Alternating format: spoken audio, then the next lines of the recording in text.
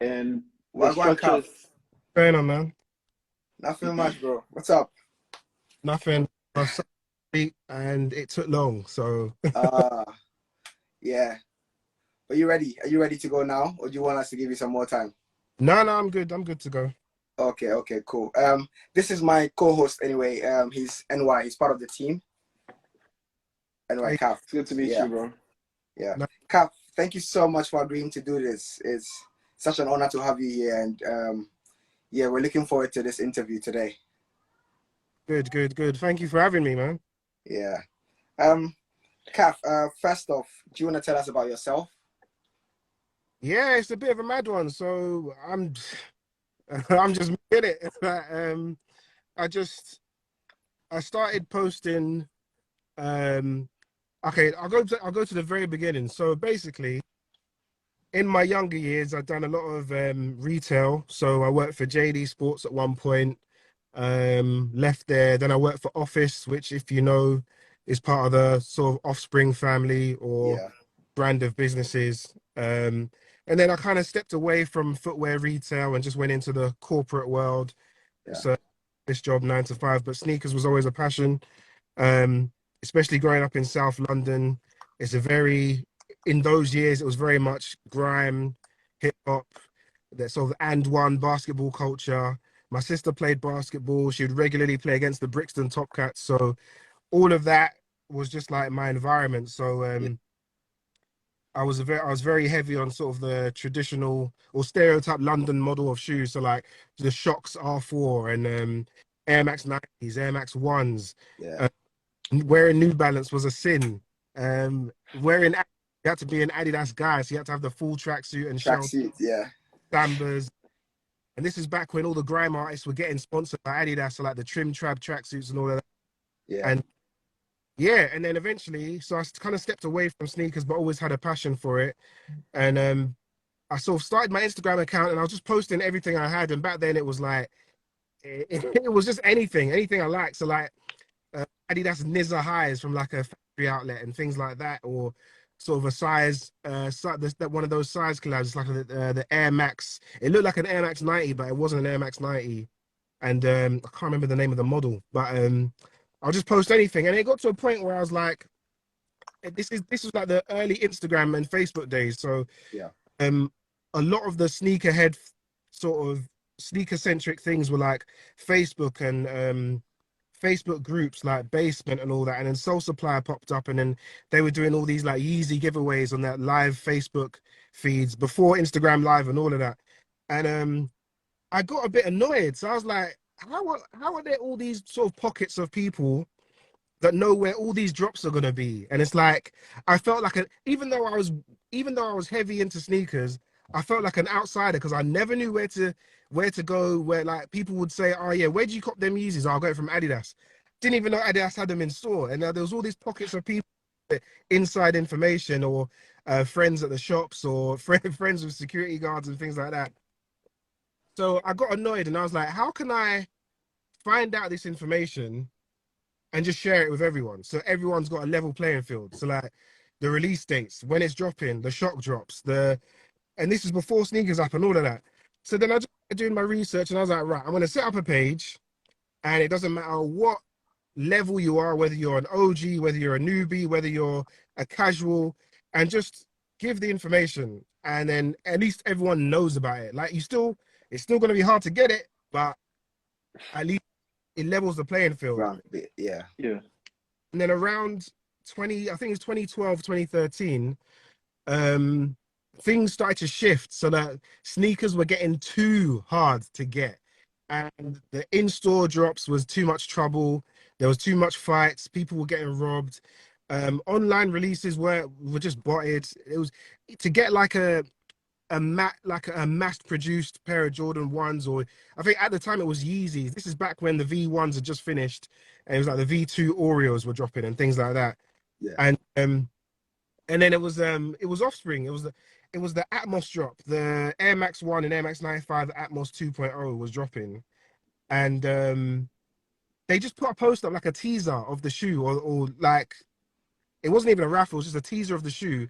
And some guy, I've forgotten his name, and I feel so bad because this is where it all started. Some guy made a comment, and I replied to his comment and I said, it was fun. What he said was so funny. I said, this is comment of the day, like something along the lines of this is comment of the day.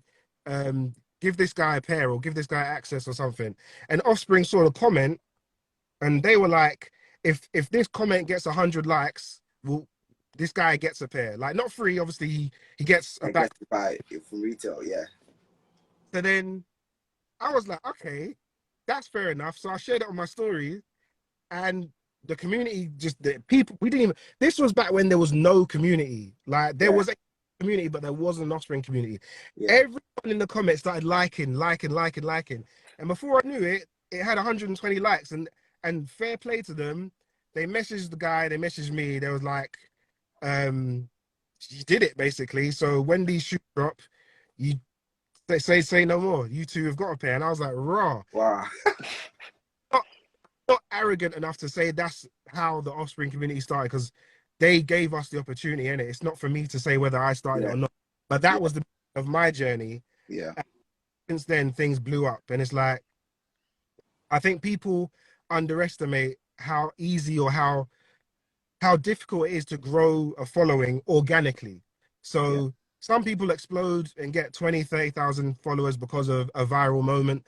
Yeah, Others because it's like people who do the loot boxes and things like that is because they offer something and people think that by engaging or following with these lot, I'm gonna get something. it's With something. me, it's always just been information. I've never promised to give anyone a pair of anything.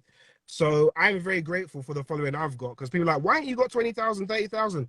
Because I can't engage with that many people, and the followers I've got engage with them. And it's Yeah, like it's not followers. I don't think of it as followers because you're not following me. I'm not a celebrity. It's more like yeah. these are my people, Your and people. Yeah, yeah, that's kind of like there's a lot of filler in there, but that's mhm. kind of like how it all started and Right. when Yeah, that makes sense. yeah. It does. It does. It does. Um, what are your earliest sneaker memories, and what would you say? Which sneaker would you say got you into sneakers, into shoes? Um, shout out to everyone from an African household. They'll know this one. My earliest my earliest sneaker memories. I really wanted a pair of infrared Air Max 90s, and Mm, this is back when I lived like near South Norwood, Thornton Heath in South London, and I asked my mum to get me a pair, and to her credit, like mum and dad, that generation of Africans, they do what they can in it. yeah. She came back, she said she got me them, and I opened it, and it was a pair. I don't know if anyone remembers this brand, but it was a pair of Knicks. They're not Nike. Yes. Yes. And Yes. they are a rip. The air is basically just plastic. It's like rock solid plastic. Yeah. And so my mum tried, didn't it? So then years went by. I got my first job, and this is something everyone can relate to this story because I've seen it told so many times. Couldn't Multiple. afford sneakers, got my first job, was able to buy my first pair of sneakers. So I think the first pair I bought with my own money was a pair of tangerine orange Huaraches, um, and a pair of Air Max 90s that I've not been able to find them since. It was like they were white, blue with an orange tangerine air unit. And then Air Max 95s, and again, I forget the names, it's aqua something. They were like white, Yeah. blue, green, with like a turquoise blue air unit as well. And this was back when you went for the colors you liked. It wasn't, oh, these are the infrareds, these are the Yeah. pine green. I wasn't an OG, so I didn't know about names and retros and all that. Yeah. So, and funny enough, it turns out now that I'm at a point where I can look back, a lot of the Air Max models I had are coming back out. And then I'm realizing, oh, those were infrareds. Oh, those were midnight navies. Yeah. And the dunks. When I was in college, I had Georgetown dunks, but we didn't call them that. They were just the Yeah. navy dunk locker. Yeah. When the dunks started coming out and they were like Syracuse, Kentucky's, Like back then, it was just the midnight. Can I get the midnight navy dunks, please? Like, and they were just on the shelf. This was back when it was Foot Locker versus JD. Who had the most exclusive version? Yeah. And I remember Foot Locker had the Air Max 90s that looked like infrareds, but they had like a grey mesh. And then JD had navy blue ones with the silver swoosh.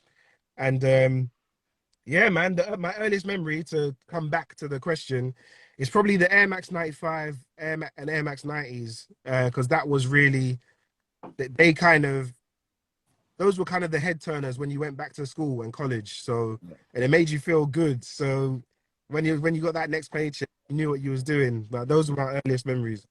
Nice, nice. Anyway, the next one. Yeah, I know we've asked what your earliest pair is, but looking back, is there any pair you would have to have in your collection all the time? Yeah, Air Max One. I always have to have a pair. I think, Before the hype, yeah. but yeah, the anniversary. Well, it wasn't called Anniversary Red back then, but the Anniversary Red Air Max Ones. It's a comfortable shoe. It's like a timeless silhouette. It goes with everything. It's a very, and I don't want to claim it because every time I say it, people say, "Oh, there's other areas like Manchester." And all that. It in my era. It was a very London shoe as well, and I'm a London boy at heart. I would always have to have a pair of MX ones in my rotation, definitely. Okay. Talking about that, is there if um based on your answer, if you had the chance to collaborate with any brand, which brand would it be, and which silhouettes would you like to work on? It would definitely be Nike. I've definitely I've definitely got a bias with Nike. But I they were the brands growing up. You know, Adidas have done their thing. The others have come up. New Balance are doing their thing, but definitely Nike. And it would have to be. It's a toss up between the 90 and the Air Max One. I think because over time I've lost love for the 90 and then come back to it and then lost it and then come back. Yeah, I've always maintained the same love for the Air Max One. So it'd be Nike and it'd be definitely be an Air Max One model. And it would definitely be themed around London, but not grey. Every London shoe that comes out grey. So Like the London Dunks. it definitely be something. Cool. Right. So I know we have all these sneakers on display, but we want to know what's currently on your rotation. Um actually I've got a couple we're here. And because I moved house recently, these are like the ones that are close by. So my current rotation, the Nigel Sylvester Jordan 1. I like the story behind it. I like the fact they're kind of aged and distressed already. So if I'm wearing them and someone steps on my foot or I scuff them, I don't care. And Yeah. that's kind of the beauty of this shoe. I wear this religiously, man. A lot of people that aren't into sneakers don't understand it. Like, why have you Yeah. got brand new mashup shoes? But It's like the Magnus Walker Dunk. yeah. I hope he does another one. I normally take my boy out for walks and stuff or go to the park, and this pair is a bit sentimental. So the ACG Air Rivedercis, people will look at them and think, ACG. But honestly, they're really comfortable. The air unit is massive.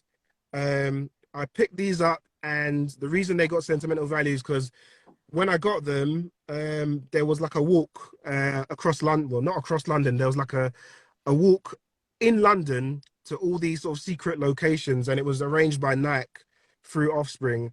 And I met a lot of people that have become friends for life during that as well.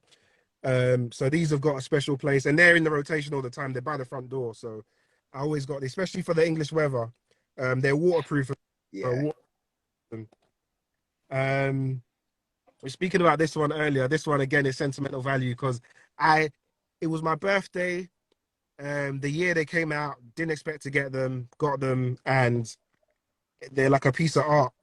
So the EU exclusive off-white,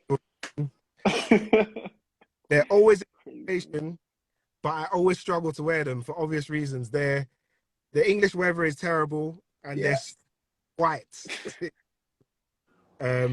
But I always keep these nearby. They're near and dear to my heart. So yeah.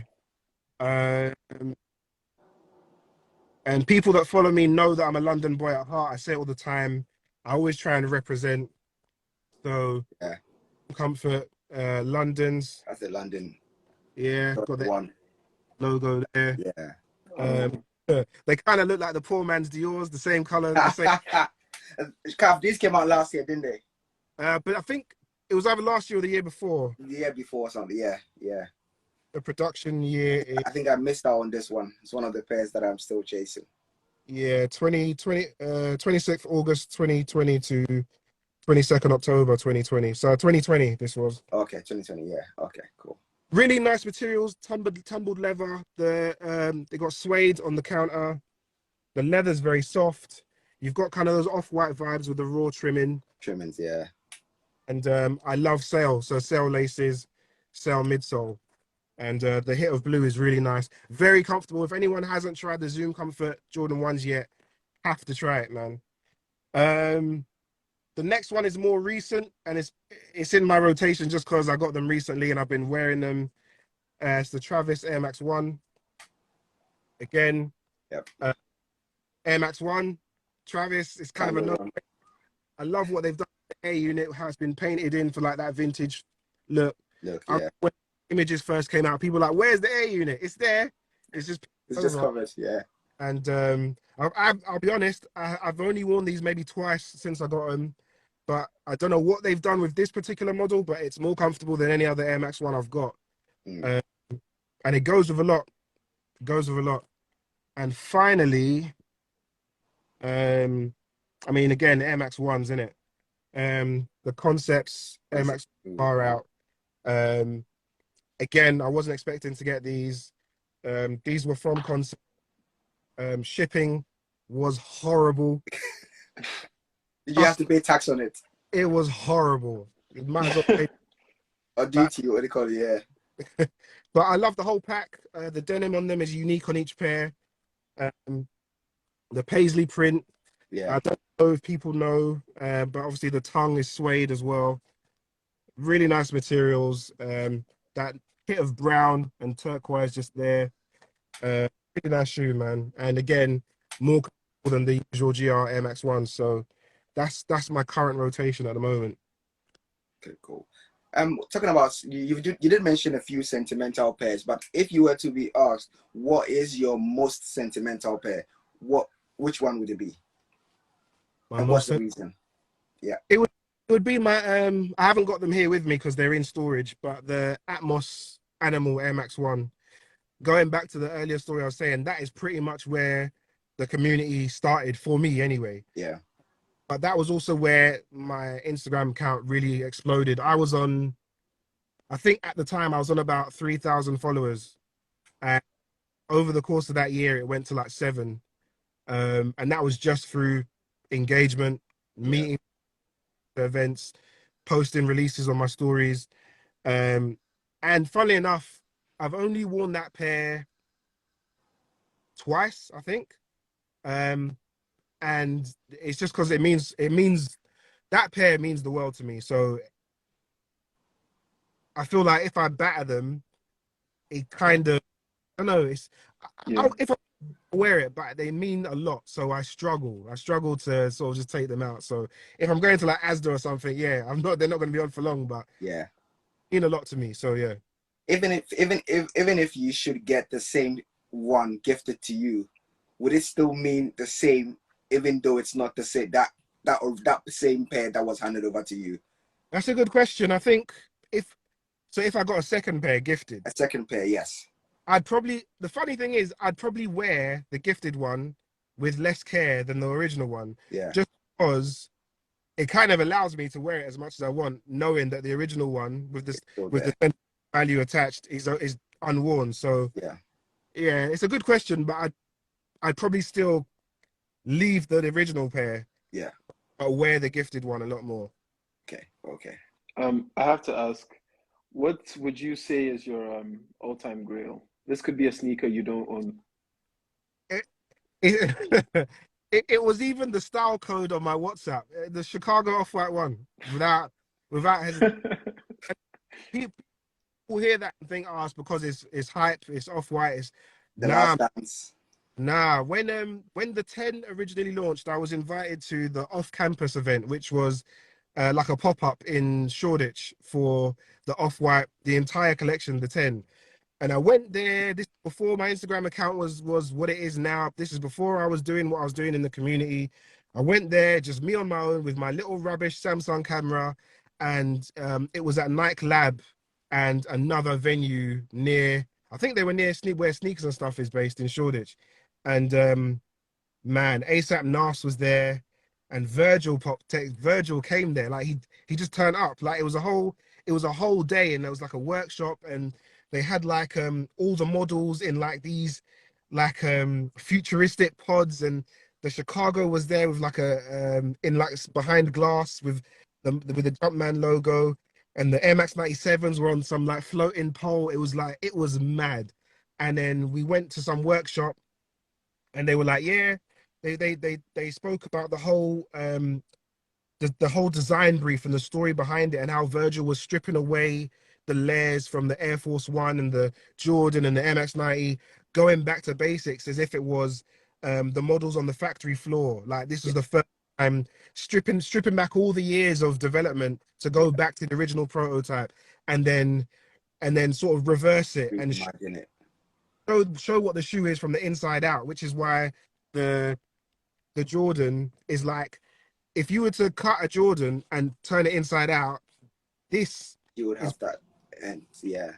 there was, and then Virgil turned up, and I was like, what the is this? And at the end of it, they were like, so which pair do you want? And I was like, what? Wait, just like that. But I chose the Air Max 90 because I'm from London, innit? That was Yeah. of all the 10, and I'm like a London boy, like forget the Jordan 1, forget the 97s, I want the 90. And even the staff, and I was like, yeah, man. They were like, credit to you. You're the first person today that's asked for the 90s. And I was like, how come? What's the other one? They were like, oh, the Jordan. I didn't know what the Jordan looked like. And then sort of the following week, when it was releasing on like, was it on Nike? I don't know if the sneakers app was out at the time. And then I saw the Chicago. I was like, oh, okay. Now I get it. And funny enough, my wife, who's my fiance at the time, she won of the Jordans from Pata, but Pata were being really strict, and they were like, if it's not you and it's not your size, you can't have it. So when she went to collect it, they were like, nah, you're not a size 10. No, and no way. They re-raffled it and sent it to Amsterdam. So I was that killed me, man. Broken. I got those the first Presto, the black and sail one, the Blazers, the 90s, and I think there was one more, and the Converse, the see-through one. Yeah. When the original 10 dropped, and I was happy with that, man. I was set, but the Chicago has eluded me, and now it's way too much. Would you say that's the one sneaker that you are still chasing or yet to? Or is there any other sneaker that like you're looking forward to getting that has eluded you all this time in your sneaker journey? I feel like if I got that shoe, there's a 70% chance I would stop. I feel really. I feel like that shoe is my finish line. If I was ever able to get a pair of the Chicago Off-White ones, I would seriously consider calling it a day, because there's no other shoe that tops it for me, and I don't think any other shoe will have that meaning to me. Because it was the event, it was being able to meet Virgil, the whole experience, and it doesn't matter what shoe comes out now. Even if you had a Off-White Travis Fragment Jordan 1 come out, it just wouldn't. No, there's no other shoe I feel the way about other than that shoe. If I got it legitimately, I would consider calling it a day. I think that is my end game. You seem to have a very, very strong liking for Virgil. Is it because you guys have the same Ghanaian background, or is there any other reason why you have so much love for Virgil? I think it's his story and what he did with the 10. Definitely the Ghanaian bias all day, every day. Um, I think behind the scenes, I don't think people know how much mentoring and how much help he did with grassroots people like myself. I know people that he's spoken to that are not famous. They don't have 100,000, 50,000 followers. And his message to just sort of break the norm, be yourself, unapologetically be yourself. Um, no idea is a silly idea. And the more I meet people, the more I network, the more people I speak to, the more I'm hearing about the amazing things he did. And he even tried to bring it back home to Ghana to Yeah. have there for us. And I think when I talk about my love for the Off-White nightclub, I think people just hear all they hear is hype. It's hype, it's hype, it's hype. But it's deeper than that, man. And I even to this day, I'm still learning about people like myself that he's been helping behind the scenes and encouraging and mentoring and just just for the passion of showing the next generation how they can be pioneers and lead the next generation of in and when I say this, I say it in a different sense. The next generation of influencers, and I don't mean social media influencers. I mean people who will shape the fashion industry, people who will shape the sneaker industry. Um, without all these corny things about, like it, these sort of fake or buzzwords, sort of like empowerment and diversity. It's all natural, and you can see it in his work and the way he behaved. So I think that's where my passion for the collab comes from, and I try and learn from him and speak to everyone, just be open, help everyone. If there's someone that does a custom or is doing a project that resonates with me, I share it. And that's part of what I'm trying to do. I'm just trying to live through what he taught us, basically. You mentioned, well, you sounded like you regret not getting the Chicago ones early. Would you say there's a pair that you regret getting? Is there a pair that I regret getting? Yeah, Mhm. your most regrettable pair of sneakers. My most regrettable pair. There's been a few. Uh, Wow. No, we want the number one, like the all-time top on the list. um, I forgot what they're called. I got a pair of Adidas. I think they were Sambas, and I really wanted them to go with a tracksuit I had. And I remember going to this designer shop in Bromley. I can't remember what it was called. And they had them. It was like it was like green with yellow stripes with a black outsole, white midsole. And retrospectively looking at it, it looks like a Jamaica shoe, but it wasn't. And they, I'm a size 10, true size 10. They were a size 9, and I still bought them. And I wore, and after about 30 minutes, it felt like my toes were bleeding. It was Yeah. horrible. And I never wore them again. It felt like when I took them off, my toes were numb. I will never, ever do that again. But that was years ago, though. I think there's been one more recently. The Air Max 97 Silver Bullets was a regret because I don't, I have wide feet. So the Yeah. 97 is a shoe for me. So similarly, when I wore those, my feet were hurting. It killed me. But one that I regret, because I've been really sensible. Oh, speaking of Off-White Nike, um, the Off-White Nike Vapor, is it Vaporfly? Tulip Pink. The Mm. Tulip Pink Vaporfly. I Is could it not wait. Is it the the color running shoes from last year? yeah. It was, I don't know if it was last year. I think it was earlier than that. Think, I think 2016, 2017. yeah. No, Oh, 2017, 2018. And they had the black one with the white writing with the air on it, and had the pink one with air written in black on it. Yeah. And they're so pink. They're like fluorescent pink. I'm I wouldn't say I'm hench, but I'm a pretty stocky black guy. Yeah. Pink sneakers. There was no, and people say, "Oh yeah, just wear all black." It was even worse. Because it stood out, didn't it? It looked like a beacon. Like it was much, man. I've never worn them since. They're too difficult to wear, man. Okay. Kaff, um, thanks for that. I'm sure we all have sneakers that we regret buying, probably out of oversight, sometimes out of overexcitement. If you had to describe yourself, would you say you were a purist, or would you say like you're more into finding newer tech? I'm just asking this based on what you said about Virgil. So how would you describe yourself? Um, it's funny because and I think it's how very much how I am as a person. I'm kind of, I wouldn't say I'm a free spirit because that makes me sound like I just float around, but I would describe myself as like as like a sneaker chameleon.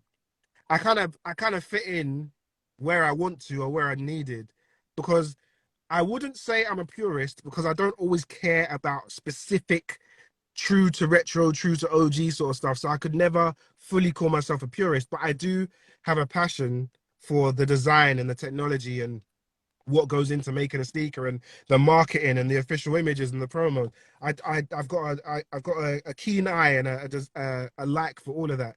I I would say if I fell into anything, it'd probably be enthusiast because I can see the pros behind everything, and the things with the negatives, I'm always happy to give my opinion when it's asked for. I'm just as I've gotten older, I find myself less the sort of person to just come out and start shouting negative things with no thought, just Yeah, because I'm annoyed or just what's the point? I'm not putting positive energy into that, but at the same time, I understand people when they say, "Oh, you can't be positive all the time." I'm not. There's a lot of things that really get on my nerves, but I will discuss it when someone asks my opinion about it. Um, I wouldn't class myself as an OG because I don't always care about the whole story about a shoe. I don't always care about the history. Plus, there's so many shoes out there. I can't possibly know the histories about everything. everyone. Yeah, I know the main and key points about the things that I like. But a thing with OGs sometimes is they get the burden of having to know everything about every shoe, and then when they don't know something, people are calling them out. So I wouldn't say I'm an OG, and I'm far from a newbie. So even though I can empathize with some of the struggles that the newbies have, which is why my page exists for people at every level. So it sounds dodgy, and it sounds like it sounds like I, I don't know. It sounds like typical Gemini, but I'd say I'm a sneaker chameleon, man. I get in where I fit in, man. nice one, nice one. Right, that was really insightful. Do you mind sharing the main points you look out for when you're buying a sneaker, like the main things you look out for when you're picking up a pair? I'd love to say comfort, but with how limited sneakers are these days, it's difficult to try a pair before you can get it. So if you're lucky enough to win a pair, that's when you find out whether it's comfortable or not. Well, no, Yeah, yeah, that's true. I do care That's about true. comfort. If I'm buying GR pairs or something for the gym or something for running or something just for like dress down days at work and things like that, I'll definitely try a pair. So I'm definitely a sucker for technology. So if it's got a new air unit or if it's got new boost cushioning or even with New Balance and I'm looking at sorry with Adidas, I'm looking at their torsion system and all that. Um, I'm definitely a sucker for that. So if I was to categorize it, I say my top thing is look, aesthetic. Does it go with my wardrobe? Because I can't dress like everyone. yeah. Jerry Lorenzo makes his style look very easy, but if you try and do it, you'll soon find out you just so so looks, aesthetic, color is important. Colorways are very important. Then I'd say technology, um, price. Let's start again. Price is top. I'm not buying many shoes for over £200. I think 160 to 180 is my comfort zone if I'm going to spend that much. So price, looks and aesthetic, um, story a bit. If it's got a good story behind it, I think that would make me pick a shoe over another shoe. Yeah, Uh, a lot of like a lot of the Joe Freshgood stuff and the conversations among us. gotcha. The story is deep. The story is good. Um, Sometimes the collaborator, I wouldn't say I'm put off or drawn to certain collaborations, but apart from Off-White, I've definitely got a connection to that. Yeah. I think those are the key things: price, looks, story, sometimes collaborator, and comfort is hard. If it's not a limited shoe, comfort is top, because I'm not buying a GR shoe that's uncomfortable. So yeah. And we do get this question a lot in our DMs from, let's say, people that are just coming into the sneaker scene and all of that. So I want to pose it to you, and you can give the people the answer. What is a sneakerhead, and do you need a certain amount of shoes before you can classify yourself as a sneakerhead? a sneakerhead is someone who has a enthusiastic or a like or a desire or a passion or an interest in sneakers. And I don't say you have to have all of them. It's one or. It's any from that list. You don't have to have, you don't even have to have a collection of sneakers, because there's no rule book. Yeah. There's no, you're not following anyone's rules. And as long as you like it, as long as you have an interest in it, as long as it's a passion, as long as it's something that you have a consistent keenness to, then you're a sneakerhead. You can't say someone's not a sneakerhead because they don't have 5 pairs, 10 pairs, 20, 50, 100 pairs. You can't say someone's not a sneakerhead because they can't tell you what Michael Jordan's championship years were. You can't say someone's not a sneakerhead because they've only got Yeezys. You are a sneakerhead if you consider yourself a sneakerhead. No one can tell you anything. And your collection can be as big or as small as it needs to be. Your collection can be as limited or as GR as it needs to be. Like, I would happily consider, if I started being a sneakerhead today, I would consider myself a sneakerhead if I had one pair of Ultra Boost, GR Ultra Boost, pair of NMDs that are on sale. There's sneakerheads out there that literally every other month they go to an outlet just to see what they've got, because they don't want to jump into the whole hype and entering raffles, but they're still sneakerheads. You got the football terrace sneakerheads that buy all the Liam Gallagher stuff and the Adidas terrace shoes. Like, there's no set criteria, and don't let anyone tell you that you are or aren't a sneakerhead, because there's no rules for it. And it annoys me when people try and set the rules. And quite often you see a lot of the Instagram algorithm likes people that have all the shells behind them and the white shell, the rainbow pattern of Jordan 1s in different colors. Yes, all lined up. Comments saying, "Oh, this person only started collecting last year." So, if they started, they're collecting a sneakerhead. Yeah. So, anyone who's watching and they want to know what a sneakerhead is, you determine whether you're a sneakerhead. Do you like sneakers? Yes, you're a sneakerhead. Do you consider yourself to be a sneaker expert is a different question. Do you consider yourself to be an encyclopedia of knowledge? That's a different question. But then why do you need to know everything about every sneaker? What's your day job? Unless that's your day job, you're under no obligation to fulfill anyone else's desire that you know everything about sneakers. So don't let anyone tell you anything. I'm tired of people determining who is or who isn't a sneakerhead, because it makes people sick of the term. It's like, well, I don't want to be a sneakerhead then, because sneakerheads seem toxic. Don't listen to them, and you're a sneakerhead. You could have one pair. You could have a pair of Clarks. And still be a sneakerhead. Don't listen to them people, man. Seriously. Exactly. That's a very good answer. And I'm glad you said that, because I can see the reaction of the people in the comments. Everyone is really clapping their hands to that. So yes, thanks so much for that. NY, Juna? Yeah. Kaff, I couldn't agree more with your answer. But what would you say is your top 5 of all time when it comes to silhouettes? Top 5, just because it's timeless and we've seen it stand the test of time. It's incredible to think that the shoe is what, 38 years old. 38 years old. The Jordan 1, the Air Jordan 1 high. That's got to be number 1, because people's dads have worn them, people have worn them, people's kids have worn them, and it still has like this aesthetic of just being, you could be 40 years old, wear a pair of Jordan, you could be 50 years old, wear a pair of Jordan 1, and it doesn't look like you're trying to be young. It just goes. Yeah. So the Jordan 1 high, the Air Max 1, if we're talking top silhouettes, the Air Max 1, the Jordan 1, that's two. Um, I know it's more modern, but the Yeezy 350, man, it's what it did to Yeah. sneakers is crazy. It introduced a whole breed of different sneakerheads. So the Yeezy 350 V1 or V2, take your. I think I'll throw them both in there. Um, this next one's a bit of a Marmite shoe. Not everyone likes it, but the Air Max 95 for me, it's very comfortable. It's again very much a London, UK shoe. Um, I don't know what it is about. Just there's something about the 95 that I've always admired. There's a lot of Nike shoes. I'm trying to be a bit diverse, but these I mean, this is my personal choice. And number five, top five pairs silhouettes. I don't know. Yeah. I think you might. If you don't, I'm expecting one silhouette in there, and if you don't mention it, I'll remind you after that. um, I'm trying to be okay. Let me just stop being silly. The Jordan 4. Jordan 4. The, Yeah.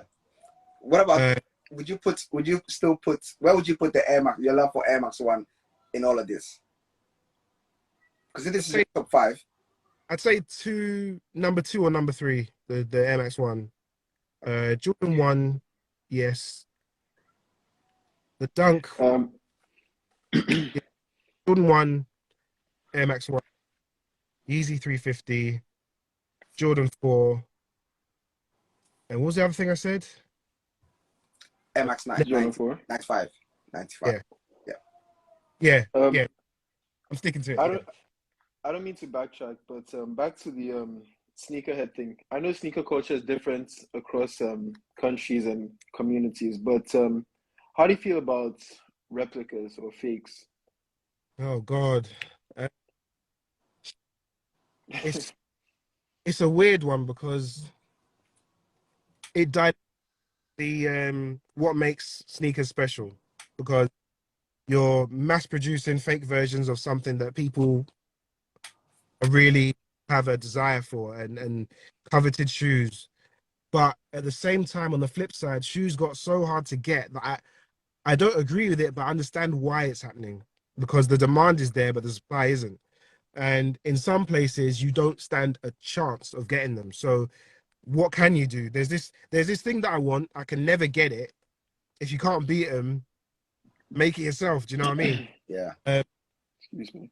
I get I get about 20 messages a week from factories with their DHLs and their WhatsApp numbers offering Yeah.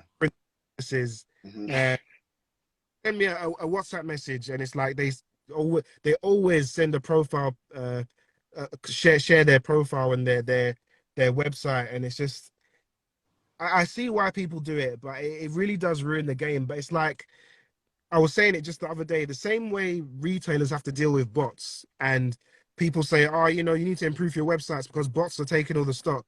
Now, the secondary market, people are now starting to turn to them and say, what are you doing about the fakes? Because Yeah. fakes are getting too good. What are you going to do about it? And now the secondary market is like, oh, we've got our authenticators and they're doing all the checks. And it's like, but nobody there is qualified like, no, there's no one who has a certificate from Nike to say you have passed our training. You are qualified to authenticate all of our kicks, because that guy who can spot 10 fake Travis Scott Jordan 1s, can he also spot 10 fake Yeezy 350s? They're so different, Yeah. and these factories are making better fakes every week. I think that's what people don't realize. It's not like back in the day when you could see a Yeezy 350 with off-white written on it. And Yeah. it's like, Yes. okay, that's fake. That's clear. Yeah. I wouldn't be able, legitimately, I would not be able to tell the difference between a fake and authentic now. So to come back to the original question, what do I think about fakes?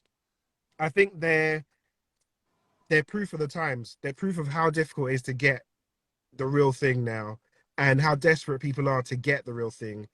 And I don't know if you're gonna, I don't know if obviously the people watching may already be aware of what you're trying to do and things like that. I don't want to steal your thunder or whatever, but that's why I think what you're doing is important because Thank that you. representation is needed Yeah. and It is. bridge be made so the authentics in the homeland can be a thing, so that a shop can be there, so that there's a direct distributor to Africa. Yeah. And it's so important, man, because the fakes there are just out of control. It's ridiculous out there, and we there are so many incidents that we found out that people are selling fakes at the same price as authentic, Yeah. or even at their resale prices, which it's really heartbreaking, because you know how it is, like when you get your pair of shoes, the excitement and everything in there, and then later on you get to find out that you spent so much money on a pair of shoes and it turns out to be fake. So yes, It's never happened to me, from my knowledge, anyway. But But man, it must be horrible to it is. spend all that money and to still get a fake, and Yeah, it is. nothing, right. no protection. You But can't. here's a different perspective. How do you feel about bootlegs? In general. Yeah, bootlegs. Yeah, Yeah, like you know the Fugazi one in the chamber, or Yeah, the Fugazi slugs or something like that. What do you yeah. think about them? Would you call the John Geiger's a bootleg? but it's Or almost like Babes? the same discussion with the Bapesters, isn't it? And the Air Yeah, Force One. yeah. How do you feel about them? I'm when it comes to the Bapesters and things like the Geigers, I'm very indifferent, because they're not pairs I would ever buy, because something in my mind is telling me that this is just a copy. So for the Bapesters, for instance, the first time I saw them, I looked at them and I thought, oh, okay. And that was it. Because in my mind, I was like, that just looks like an Air Force One. Yeah. And even as the years have gone over, I've never really found myself even paying attention to the Bapesters. I see that they have a cult following. I see that they sell well. But part of me is just like, if I want a pair of Air Force Ones, I'll just get a pair of Air Force Ones. So I don't know. It's maybe I'm the wrong person to ask that question, because I have no positive or negative feeling towards them, because I don't think about them. They're they I know they exist, but I don't really pay too much attention to them. Kaff, thanks for that. If you had any advice for so it's a two-part question. What advice would Kaff of today give to a younger Kaff? And if you had if there was one thing you could change, or sorry, if there's one sneaker that you could go back into the past for and cop, apart from the Off-White Chicago's, which sneaker would it be, and why would it be that particular one? You might have to remind me about the second one, because the first one I think is a really good question. Yeah, okay. I think it was a good question, but I know I'm probably going to waffle with the first one, so bear with me. If I could go back and talk younger, if I could go back now with everything I've learned and go back to a younger Kaff, I would tell him to, whatever you want to do it now. Don't wait, don't procrastinate, don't delay. Start it now. Whatever you want to do in sneakers, whether you want to design footwear, whether you want to become a blogger, whether you want to be an influencer, start your own business like Soul Supplier, whatever you want to do it now. Don't wait. Don't listen to anyone else's opinion about somebody else. Always make your own decisions about people after you've met them. You be in charge of your network. If someone doesn't like someone and says, oh, stay away from that person, you wait until you've worked with that person or you've met them, because 9 times out of 10, someone has a vendetta against someone for a reason that's invalid. That person might got a shoe that person wanted, so now they don't like him. That's not a reason to dislike someone. And 9 times out of 10, when I've met people that other people have told me are bad people, or I shouldn't roll with them, or I shouldn't speak to them, they've been really nice people, and they've actually helped me meet someone else that's helped me network with someone else that's led to an opportunity. So you make your own mind up about the people you meet and socialize with. Be open, come out of your shell. I'm an introvert by nature, so doing all this kind of stuff has been years and years and years of just come out of your shell, because I enjoy sneakers, and things like this allow me to be more extroverted where I'm naturally introverted. Um, don't be afraid to try anything once. If there's a silhouette you're not sure about or a brand you're not sure about, give it a go. What's the worst that can happen is it confirms why you don't like it. Go out, meet people, network, speak to everyone. The amount of times I've gone to events and just spoken to someone, and it turns out that they work for Nike, or they work for Yeezy Europe, or they work for Offspring, or they work for Size, and then I think there's been a few times where I've met people and they've worked for brands or big businesses. They're like, "Oh, you're Kaff, I've heard of you," and I'm like, "Rah." So all that networking does work, Yeah. and be consistent. You've seen my stories. Yes. I'll be posting 7 days on the trot with no break because No break. I like helping people. I'm still somewhere deep down, I'm still a newbie. I'm still a new sneakerhead. I'm still caught up in the hype. I still get a buzz sometimes when I'm posting official images, I'm just as excited as you not seeing it for the first time because the issue is happening or releasing. Sometimes when I posted the white pattern Air Max 1, Yeah. I kept mistakes because I was so excited. So that would be my advice to a younger Kaff. Just do what you want to do. Don't wait. Make your own mind up about people. Be open. Try anything and everything once when it comes to sneakers, and do not compromise your integrity. That's the last point. Yeah. Do not compromise your integrity. There's so many things and conversations and discussions that I've heard. Release dates, shoes, someone's personal business. I will take it to my grave out of respect for those people. There's no amount of clout worth having that would jeopardize your integrity.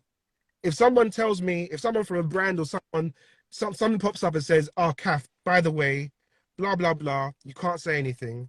Or I meet with Nike and it's like blah blah blah, but you can't say this.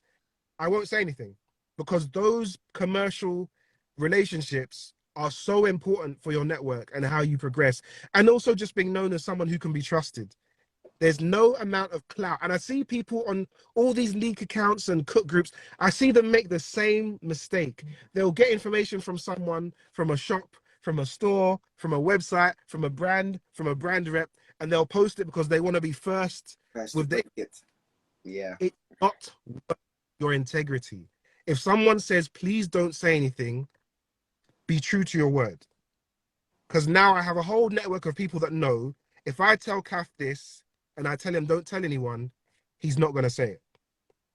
That trust is priceless. It's so important. And the second question, if I could go back, the question was go back and get if any. you could go back in time to get any sneaker for retail, forget about the off-white Chicago's, what would it be and why? It would be the Air Max 1 Pata Cherrywood. The reason why is because the first time I saw it, it literally broke my neck. Like I saw someone wearing like some maroon kicks, and I looked again, like, I was like, "What is that?" And it was, to be fair, it wasn't too long after the release, but ever since I saw, and obviously I loved Air Max 1s from day one, but that pair, I just, there's been loads of sick Air Max 1s since, but nothing has ever, similar to the Chicago Off-White one, nothing has resonated with me. So, and I'm not going to pretend like I know the story or behind the design. It's just a pair that really got me thinking. Every now and then you'll see a pair or a collab or a release that says to you, this is why I like that shoe. Yeah. I knew I ones, but now I know I love them. That shoe was sick. If I could go back in time, it would definitely be that. The Kid Robot was sick as well, but the Para Pata Cherrywoods and everything that Pata has done since with Nike has just been insane. So if I could go back and get a pair for retail, it would definitely be those. Definitely. NY, before you go, sorry about that. The just to the people watching the show. Thank you guys so much, and I've seen a lot of them are asking questions already. But I want you guys to hold on with your questions. If you want to, you can use the question feature on this app. Just drop your questions there, or you can hold on to your questions. We're gonna try and wrap up with Kaff, and then you guys can come on there and ask Kaff anything else. So please, we don't want to miss any of your questions. So it's either you hold on to it or drop it on the questions feature, please. Thank you so much. Right. Anyway. Yeah. Kaff, we spoke about going back in time. What would you say are the major differences between the sneaker scene then and now?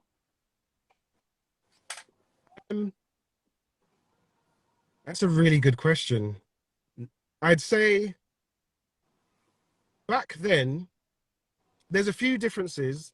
One of the main and biggest differences is back then it was all about having the most exclusive color. And not when I say exclusive, I don't mean limited. It was like the color that you don't really see anywhere. That's why back then, a lot of the OGs and people that will know, some people watching may know as well, was people would go to the America and be like, oh, if you're going to America, can you get me any pair of shoes? Because you knew it was in America. People in the UK would likely not have that color. There was back when the colors were more exclusive and no one really knew what the names were and things like that. So people really had a desire for what was different as opposed to what they knew was limited. Even though there's always been a limited kick scene and all of that, but it was more about the colors, especially for guys like me. And it was just me and my mates. We weren't insiders. We didn't work at the brands. We didn't know the history. We weren't trying to collect every pair. It was just like we had our specific 4 or 5 pairs that we all loved and we all tried to get. And whenever anyone was going to America, everyone would send them money, say, just get me whatever you can get me from the States because I know we won't have it in the UK. Another big part of it was now you'll find that people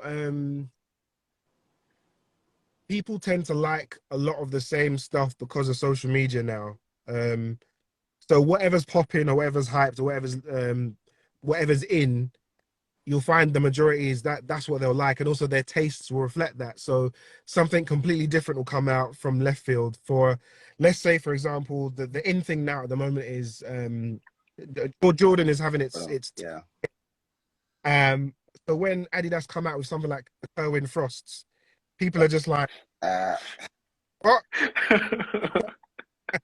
Where back you have your niche sort of Adidas fans, and it was less known what was hot. It was just the sneaker heads back then would know what was hot in the sneaker world, but the general consumers would have their go-to kicks that were always cool. So now it's a bit more common knowledge of what's the hottest thing, because even if you're not a sneakerhead, you need only type the hashtag sneakerhead and you can see what's popping. Whereas back then, it was whatever was popping in your hood or whatever was popping at your school or your college. That's what everyone was after. So there's a bit more of a general view of what's good, whereas back then it was very individual. And depending on what side you fit on, whether you're OG, whether you're newbie, whether you're someone who was around at the time, I think the general consensus is back then it was more, and I don't know if I agree with this, but people will generally say it was more fun back then, like with the camping out and you know, having your like Nike talk, like the blogs and stuff, and people just meeting up for the love of sneakers and stuff. But I'm very realistic and grounded with that because it's like that now. It's just evolved. Like you don't camp out. Still got the events and the launch activations. And I mean, I know speaking on socials and direct messages on social will never replace actually physically going somewhere and meeting somewhere, but it's just how time has evolved, and that's the new version of it. The fact of the matter is camping out now is just too dangerous. You can't do it anymore. So I think those are the key differences, but it's subjective. I don't know whether I'd say it's more fun. It was more fun back then. I personally think it's more fun now. But that's how my following and my thing has grown through the social interaction, and lockdown was a big thing, so people came even closer together online and social media. So it depends what side you sit on, but you know, those are the key differences to me. Kaff, one thing that we at My Soul's Fly we like to encourage is the newer sneakerheads or the newer people who are new into sneakers, who are now getting into sneakers. We are more worried about them going into sneakers for the wrong reason. So most of the time you find us advising them on, or try and go for what you like, try and find yourself in shoes, try and get something that's within your means and all of those things. And so if you had an advice for the people watching this back home who are now getting into sneakers and love sneakers so much, what would you say to them that would be the things to look out for to ensure that they are enjoying sneakers, they have the right love for sneakers, and they are enjoying a positive or healthy passion for shoes? That's a really deep question. um, if if at any point you're not enjoying it or you're not enjoying something, have a word with yourself, reflect. Don't You don't need to have everything. Um, it's easier said than done when you say go for what you like, because sometimes you might like everything that's coming Yeah, out. yeah, But yeah. live within your means. You don't. When I say you don't need every pair, I mean financially. You don't need to be spending £600 a month to have to be up to date with what's coming out, because I guarantee whatever you're thinking about you need to cop next, there'll be a bigger release next month, and there'll be a bigger release at Christmas, and there'll be a bigger. And what are you gonna do? You're gonna buy all of them? It's not realistic. It's not sustainable, and you've only got two pairs of feet. And I get, um, I get, I don't use the word haters, but I get people who don't understand me, and they'll leave like angry comments saying, "Oh, why are your Travis Scott Air Max ones still fresh?" Because I've got. Truth Yeah, is, I've yeah. too many. I can't I can't wear all of them for them to all look dirty to satisfy that random guy that thinks all my shoes should be dirty. Um, my advice for the newbies to make sure they're doing it for the right reasons. Yeah, the moment you're not enjoying it or you feel like you're having to keep up with everyone, just stop and reflect and enjoy what you've already got up to that point. You can always come back in it. You, Sometimes it's good to take a break. If you find yourself going onto social media and coming off feeling sad, take a break from social media, because a lot of people during lockdown fell into the trap of seeing all the releases, and my stories doesn't help. I'll admit that. Seeing all the seeing what's coming out, seeing everyone get their W's, and then coming off feeling bitter. And it's like if just seeing that was enough to change your mental state to negative, take a break, because that means there's something about it that's becoming a bit toxic. You're becoming a bit obsessed with having what's new. You don't need to. Sometimes you can go back, and if you don't mind going on eBay to get old stuff, if there's stuff you've missed that are now under retail, go and enjoy that, or try a GR that you've always wanted to try. I know a lot of people that want to try New Balance 992s, but because there's always a new Nike or Jordan release, they haven't got a chance to get it. Yeah. Take a break, go to a store, say, can I try my size on, see what it feels like. You don't always need to be buying stuff. In the sneaker world, the community, the sneaker scene, it's not just about buying, it's just about being a part of it. You go to an event, go to a shop. If there's a local retailer that is close to you and you're always by there and you get on with the staff, why not go in for a chat? Why not try on some pairs? Like if there's an account that you mess with, or a customizer or someone in the community that you admire their pictures, say a positive comment, reach out to them. It's Sneakers isn't just about buying sneakers, it's the interaction, it's the friends you make, the bridges you connect, if you're someone who's good at design a shoe, send it to Nike. You never know. Like if you're someone who likes to um if you're someone who's really their fashion and you like to match your shoes with your outfit, do some style ideas. The it's like engagement and connections on social media is the new currency. And if there's something you can offer to stand out or to add value to it, do it. It's not all about buying. You don't have to buy everything. It's not important. And you look at my collection and say, "Oh, he can talk." I promise you, there's things that I've skipped on purpose, because I acknowledge that it's not sustainable to buy every shoe. Like every shoe I bought, I didn't bar a few. I've only been gifted maybe 3 or 4 shoes in my entire collection, and these are from brands directly. So, anyone thinking, "Oh, he got a back door," some of the gifts I've got are from Adidas, some of them are from Nike. So it's not a case of people can just say, oh, Offspring and whatever. But this, and this is what I'm trying to say to you. All of this, if you're hearing that, you're thinking, right, he's been gifted shoes. It all came from just networking and finding what you like about sneakers. I like engaging. I think I told you earlier. Sometimes I enjoy seeing people message me saying, because of your link or because of your story, I was able to cop my grail. Yeah. There are times when I enjoy seeing that more than getting my own shoe or getting the latest release that week. Because you get to a certain age or you get to a certain point in your sneaker journey where you're just happy to see others enjoying it the way you enjoyed it when you first started. And I think that's a very important thing. Enjoy it. And the moment you stop enjoying it, take a break. That's important. I'm not telling anyone to get out. If you don't like it, get out. I'm not saying that. I'm saying if it's something, if it's negative at any point, you're not enjoying it, take a break. If you've been collecting up to that point, guaranteed you'll have pairs you haven't shown enough attention to, and you'll put them on and you'll be like, rah, why have I not been wearing this? Kaff, okay. No, anyway, go on. All right, got you.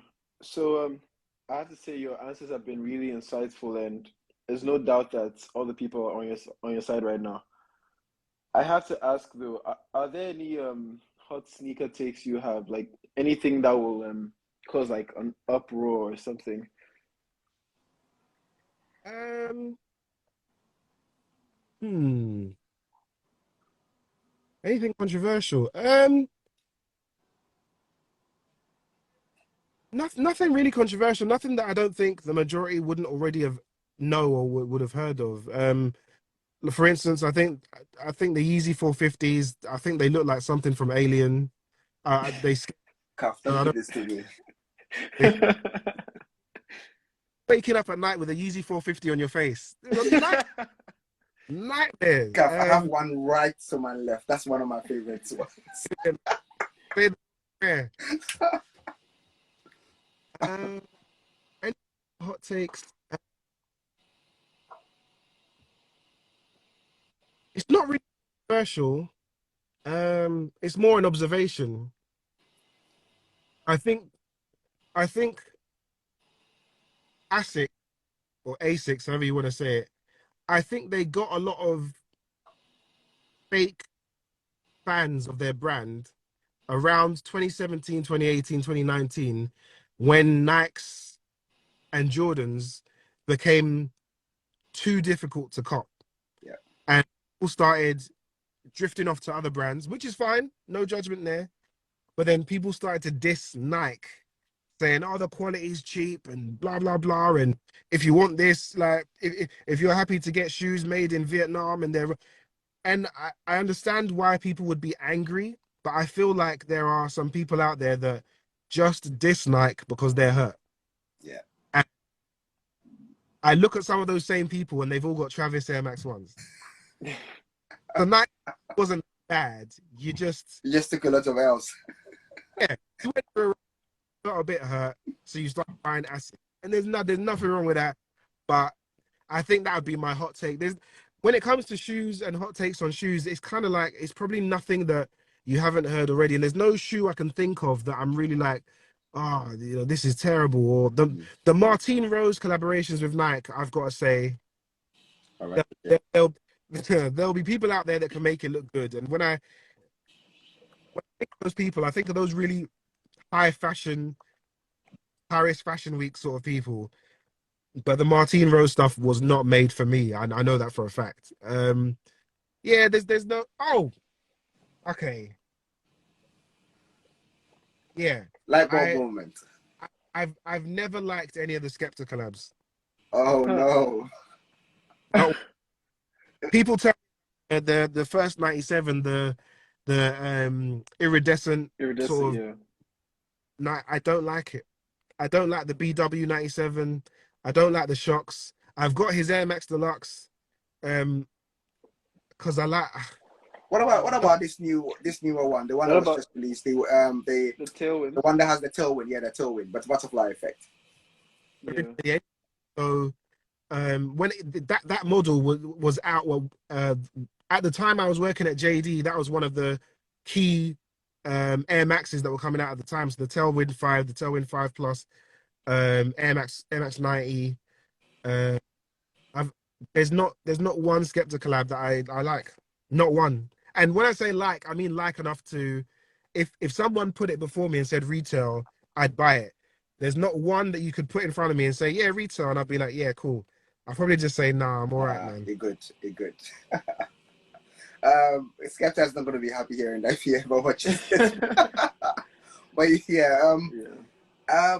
so you already know my source fly is still trying to work on because we have a lot of sneakerheads in Ghana. We have newer ones, we have OGs, we have people who just like shoes because they just love shoes, and we are trying to connect everyone. We're trying to make it available for people to be able to secure pairs and all that. But the most important thing which we are trying to do is to create that community, that togetherness between the people of Ghana. Yeah. Uh, if there are if you were meant to advise us on any of the negative sides of this whole thing, what advice would you have for the community to look out for in terms to make sure that the community stays healthy, it stays positive, and yeah, just tell us about the dark sides of this community. You need to learn to be happy for others. That's the key thing. The foundation of every community needs to be happy for others. If you can't be happy for someone else, then it's not for you. Because there will be a point in time when someone, because we're talking about sneakers here, there will be a point in time where someone gets something you wanted and you didn't get it. You can't go into it having expectations. You can't, no, well, not expectations is the wrong word. You can't go into it having an expectation that you deserve every release. Uh, you can't call yourself part of the community if you can't be happy for others. And I know there's even people out there that are part of communities, and through gritted teeth, they will pretend to be happy for someone, but that breeds contempt. That breeds toxicity. If you can't be honest with yourself and say, actually, I'm a bit pissed off because I didn't. Yeah. I don't know. There's something going on there that you need to address. But the two key principles is be happy for others, and you're not owed anything from anyone. If you're in it to be part of it and to contribute. You're not obligated to contribute. No one's saying you have to do something or you have to help someone. Just be part of it. If you want to have a limited role in it, then you be a limited role. Um, if you want to have a significant role in it, by all means, have a significant role in it. But those are the key principles because the amount of I'll give people watching advice based off of my experience. The amount of groups and WhatsApp groups and sub communities that I've been part of that have all broken down because of the same thing. Someone got jealous of someone else, or someone expected something of someone else and they didn't get it. So someone's now talking bad about someone else. The whole group feels awkward. The whole thing breaks down and everyone scatters into their own separate things and then they start their own thing. And then it happens again. It's like a butterfly effect. And it's only the groups that are the most successful are the ones that go into it knowing that we're doing this for the wider community. We're doing this for the greater good. We're doing this for the long term of everyone just having a comfortable environment for sneakers. We're not doing this so everyone can get whatever they want. We're doing this so that everyone has a comfortable, positive place to enjoy. Even if it's just to talk about what you don't enjoy, you still got the freedom and comfort to say it. There's no judgment. There's education. The OGs that are in there, teach the young ones without making them feel stupid. The newbies that are out there, feel brave enough to ask a question, even if you think it's going to sound silly. If you don't know what a Zoom Air unit is, ask. If you don't know why the shattered backboards are called the shattered backboards, ask. And for the OGs out there, don't make them feel stupid for asking, because just because someone says they've been collecting for 5-10 years doesn't mean they don't have a right to learn about something they're interested in.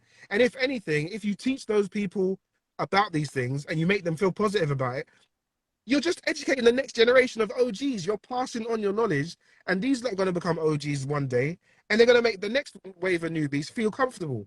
So that's something that was a real struggle to deal with, and to the point where I kind of cut myself off from any kind of category, which is why I said I'm more of a chameleon than anything else, because I don't want to be an OG, because some of the OGs that I came across when I was coming up, they put me off sneakers. I don't want to be classed as a purist because some of the purists I've come across with have a problem with every release.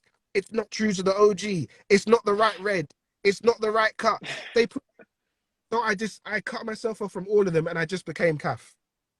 So now you can approach me and I'll give you my opinion. I'll support, I'll reshare. Someone else can approach, and I'm just me. That's it.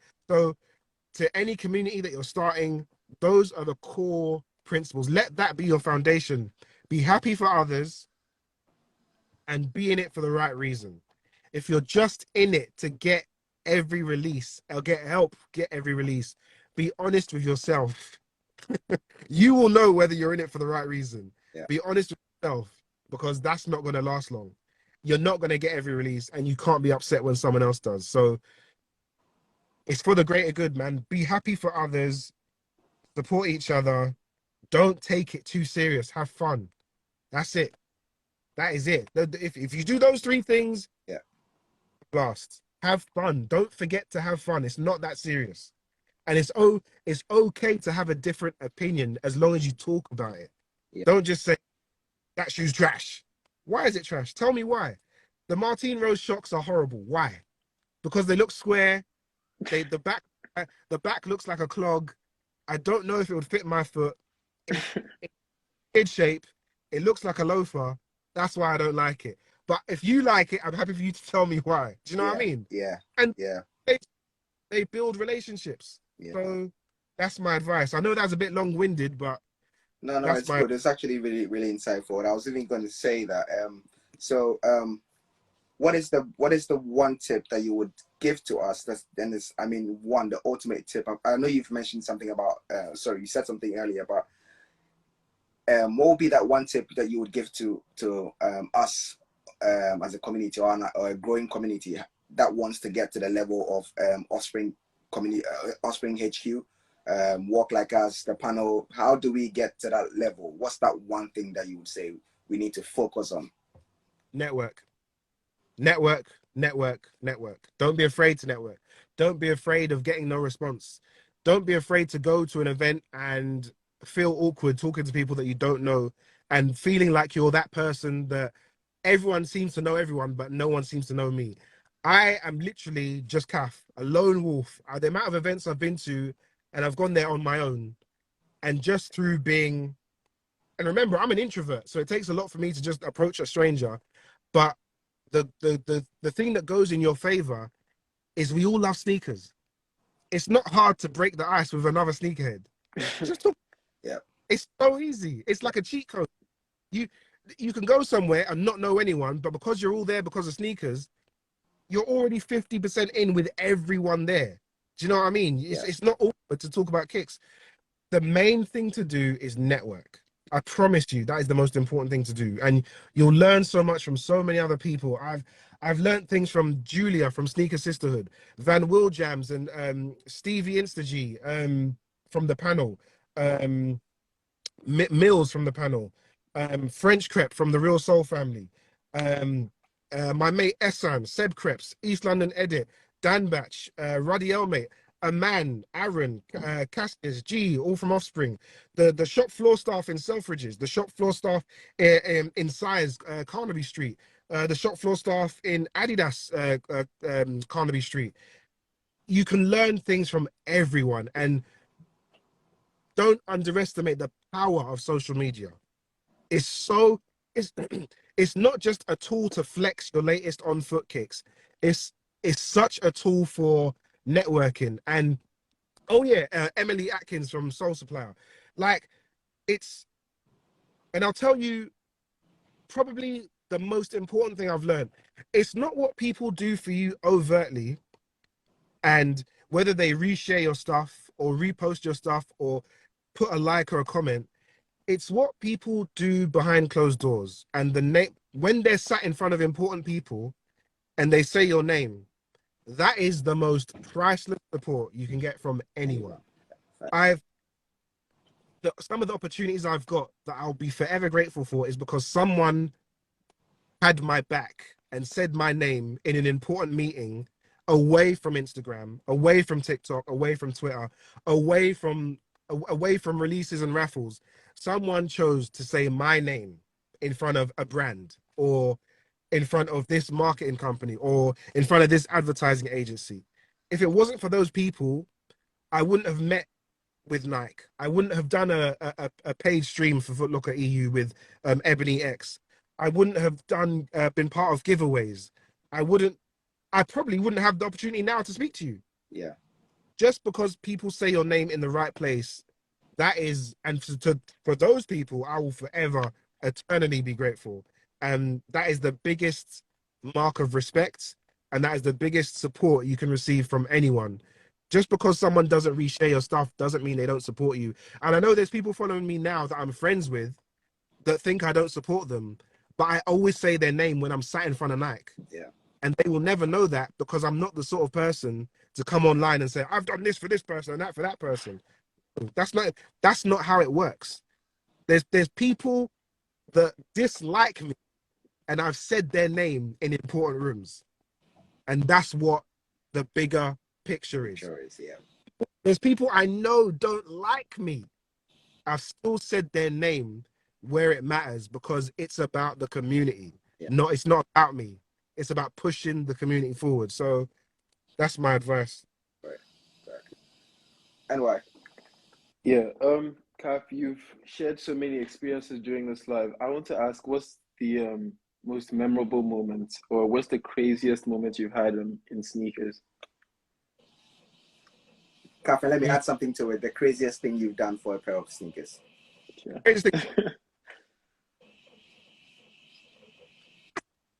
I think it's not really crazy.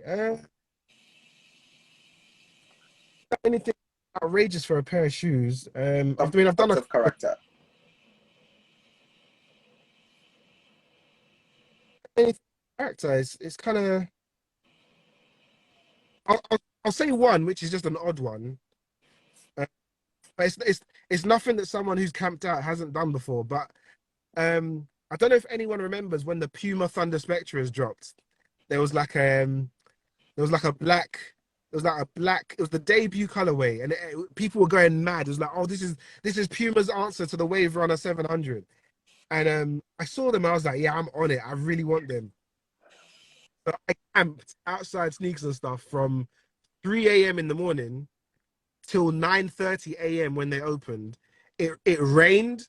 I didn't drive there. It was just me and my jacket. And they opened, and it was like, and the shoe sold out. They only had one of each size, but it was the shoe. It was like the Puma Thunder Spectra. it, I don't even wear them anymore. And the shoe restocked. The shoe restocked about 8 times on that month online. I camped in the rain in Shoreditch. I didn't drive. No way. That I could have got online 5 times over. But I don't think. Okay.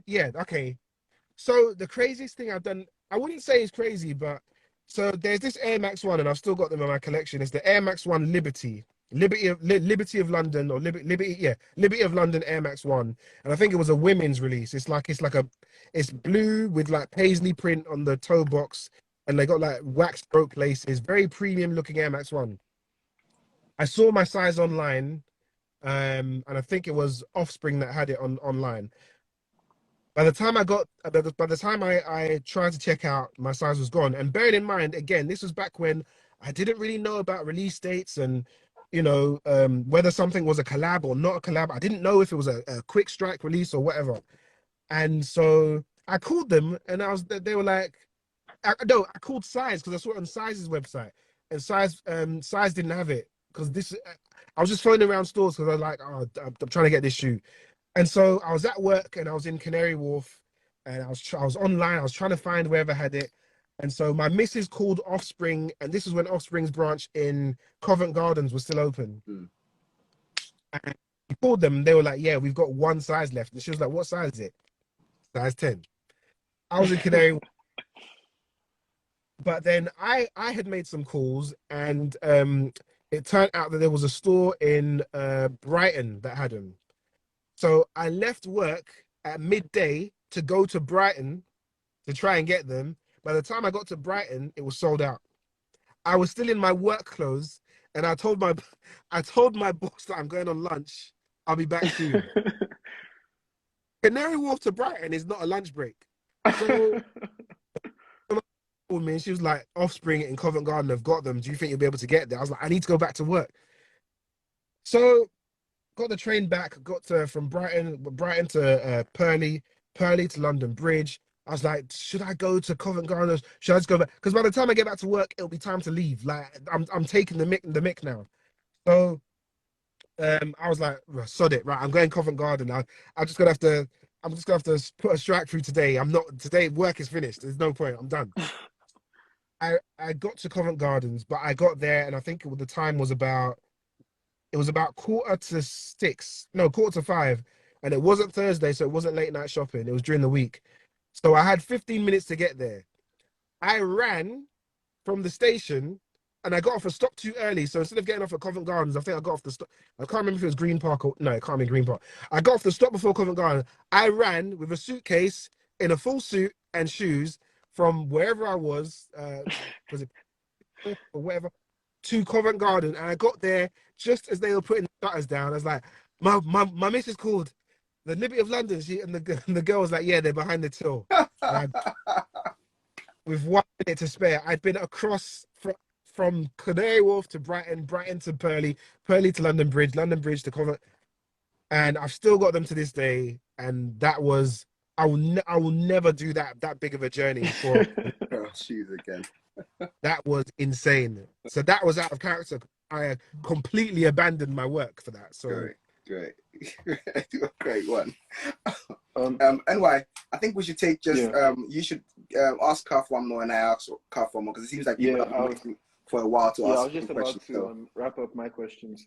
Kaff, I want to know, in your opinion, what's been the best and worst sneakers this year, released uh, or so unreleased? far, we're releasing. Okay. uh, the best and the worst. The best I would say so far. I'm trying not to be biased.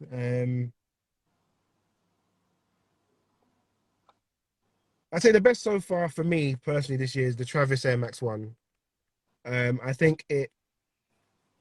I think it's added a breath of fresh air to the Air Max One because the weird thing about the Air Max One is everyone recognizes it as a good shoe, but sometimes when it finally releases or a colorway comes out, it doesn't get the same respect from the youth. I feel like the love for the Air Max One has kind of dipped for the younger crowd. Mm. They, within reason, they like their Jordan 1 mids and dunks and whatever, and New Balance 550s. But the Travis Scott Air Max One at the moment for me is the best shoe. The worst shoe of the year so far. I can't even remember everything that's come out. And I don't want to keep saying Martine Rose because that's an easy target. Kevin Frost. Oh yes. Oh. Ah, the Kerwin Frost, and it's not even the ones that are just dropped. They did like an oversized superstar. Yeah. And Oh yes. it was like even if you got your size, it will look like it's 4 times bigger. Bigger. And Before yeah, we move on, I just want to ask you. You don't want to mention the Chicago's coming up, the upcoming Chicago's. You don't want to mention that. I thought you were talking about shoes that have dropped so far. But do you mean for the Oh, whole yeah. um do I think that's the shoe this year? Or the orange lobsters. You don't want to mention Uh that. I don't think it'll be shoe of the year. Or I personally I don't think it's the best. I think it's the most meaningful drop of the year Yeah. because it's the first Chicago that's dropped in a long time. So I think it'll have the most impact, but I don't think it's the best design or the best shoe of the year.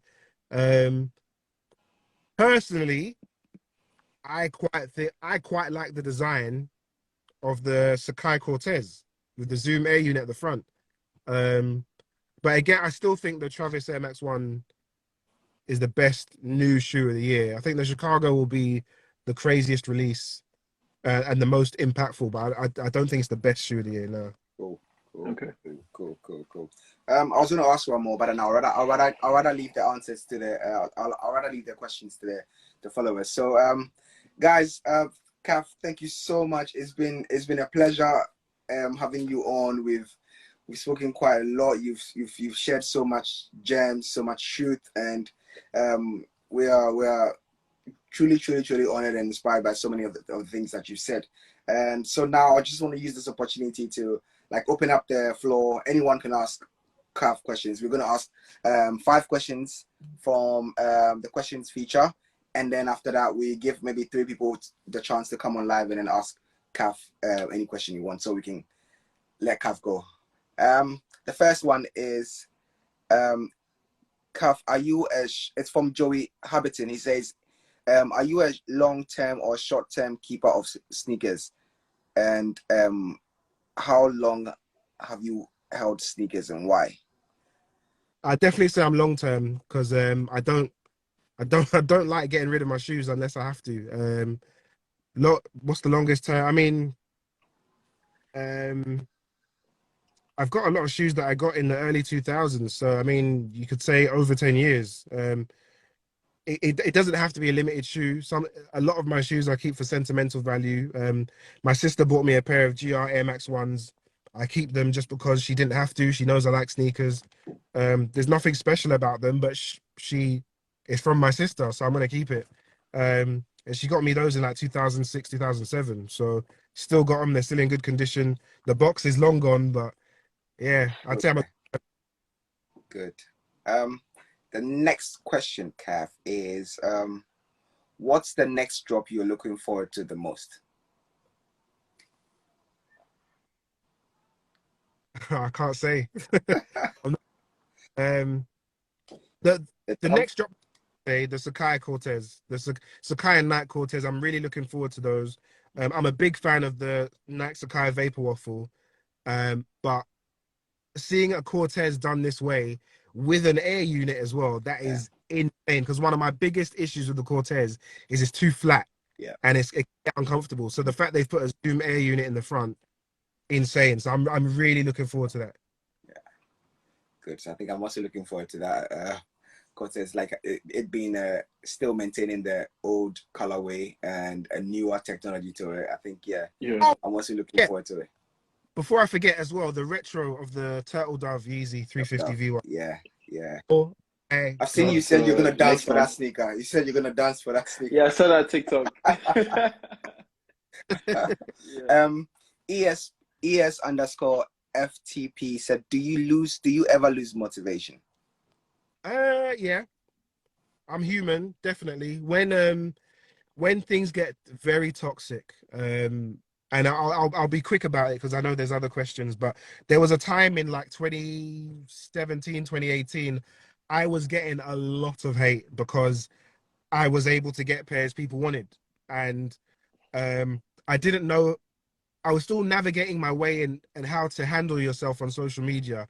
And I kept going back and forth with these people. And it wasn't, and funny enough, it was G from Offspring. He was just like, Kaff, just don't bother. Like, if you want to wear your shoes, wear your shoes. If you got something that other people haven't got and you want to post it, post it. Live your life. It sounds so obvious. Yeah. I think I need that reassurance that okay from someone outside of my family. Yeah. To make me feel like, what am I doing? Why am I not enjoying it because someone else is jealous? Yeah, man. That's something else for you lot as well. Best advice: learn how to navigate social media. You're gonna get people that don't understand your mission statement. You're gonna get people that are jealous. You're gonna get people that are just trolls and they just like being negative about stuff. The block button, the mute button, they're there for the same reasons. Yes. Kaff, this kind of a dicey. How many pairs of your current collection would you trade for the Off-White Chicago ones? I thought about that. My missus asked me that as well. I don't think I would, because I don't think it would be worth Mm. it. Would devalue the shoe.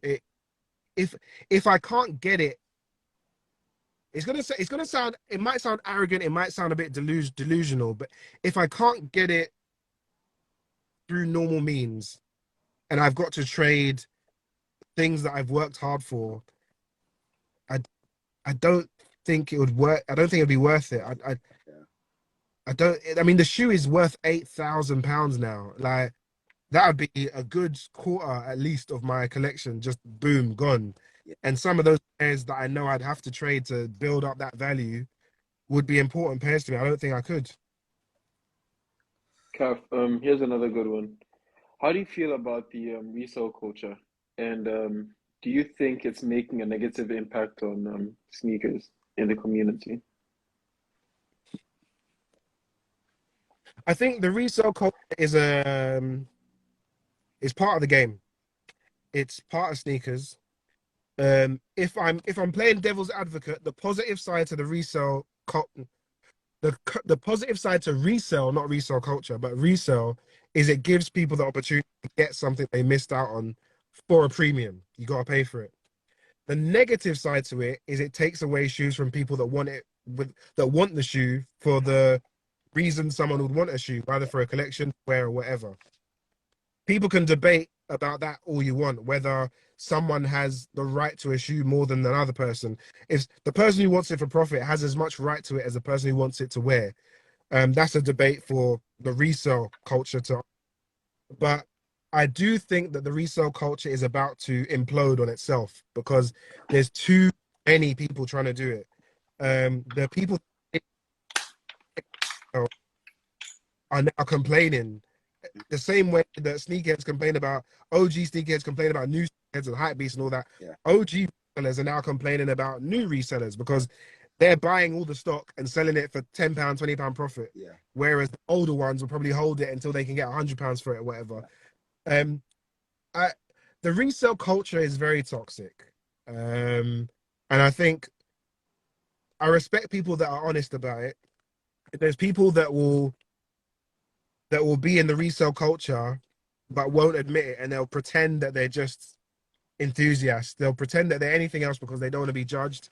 I give more respect where someone's just honest and says, well, I resell, so you know, if you're open about it, more power to you. Do you know what I mean? It's better than selling drugs.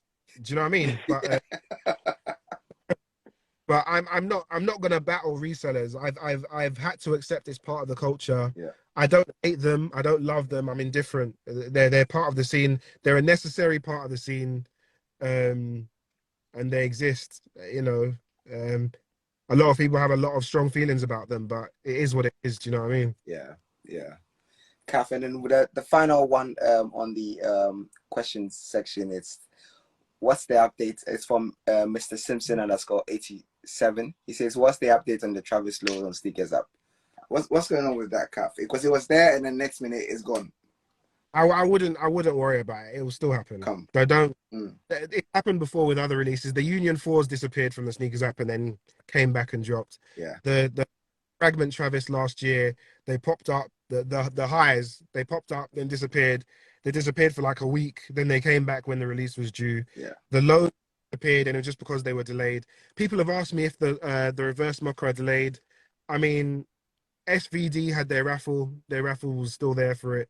I can't remember. I think it was Foot Shop had their raffle.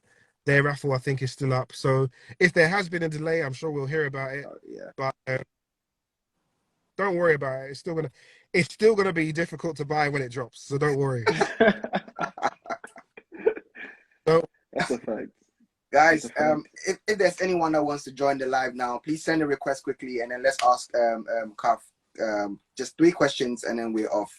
3 questions, and then we're off. So if anyone wants to jump on the live now, please go ahead and send a request. Kaff, whilst we are at it, I was going to, there was this question that I had whilst we're waiting for someone to join. Let me see what's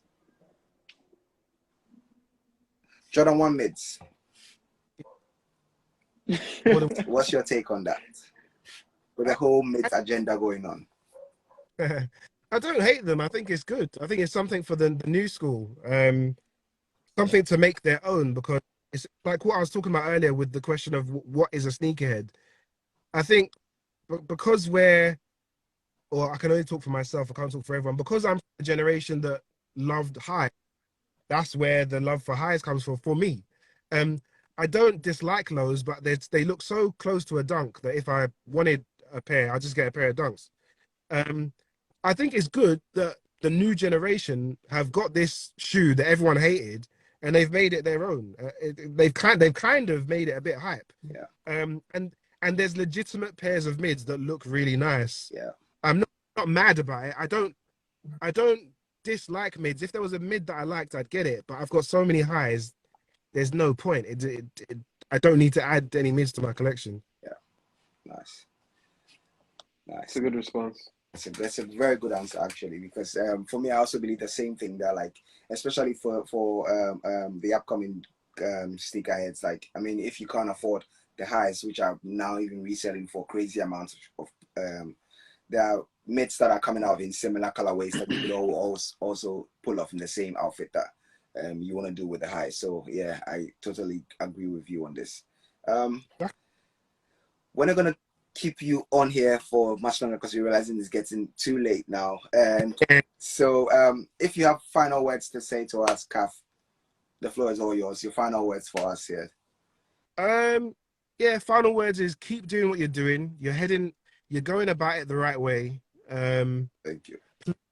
You take anything from today, it's network. Please network, be open. Don't be afraid to ask questions. Don't be afraid to ask for support. Even the way you got in touch with me is perfect. That's how you need to operate. Yeah. Keep a close circle of good friends around you, people that you can bounce off of, people that will tell you if you're wrong, and you won't get offended because you know they're doing it because they got your best interest at heart. Yeah. You need those people around you to make the right decisions, because there'll be a time when you're tested, and you will need those people to. It's so easy to make a knee-jerk reaction because something, and then you feel emotional. Yeah. You can't act with emotion. You need to take a step back, take a deep breath, consult your people, then make your decision. Yeah. The amount of times I could have made big mistakes and jeopardized big relationships because I saw something that I thought was an attack or something that was negative, and then I've reached out to my people and spoke, and they've given me the right. So I think definitely have a good group of people around you and network, man. Just talk to people. You'll be surprised who you bump in. Thank you so much, Kaff. Thank you so much, Kaff. That's a friend of our group. He's Habitin. He's the one who designed this T-shirt. So yeah, he's also Ghanaian and he's doing his own thing here too. So yeah, guys, meet Joe Habitin. Yes, sir. Yes, sir. Bro, it's good to Kaff, meet you. I've been on for about hour 46 minutes, and it's been nothing but love. And I actually enjoyed everything you were saying. You were hitting everything spot on. I mean, that's what we need. You know, we all go try and stay together, support each other, and do our best. And I enjoy everything. It was really nice. Yeah. Thank you. Yeah. So anyway, my name is Patrick. I'm originally from Ghana. A little bit about myself. I am the founder of the clothing brand, like Ralph said, Habitant. Basically, so in English, it's Habitant, but in French, it's pronounced Habitant.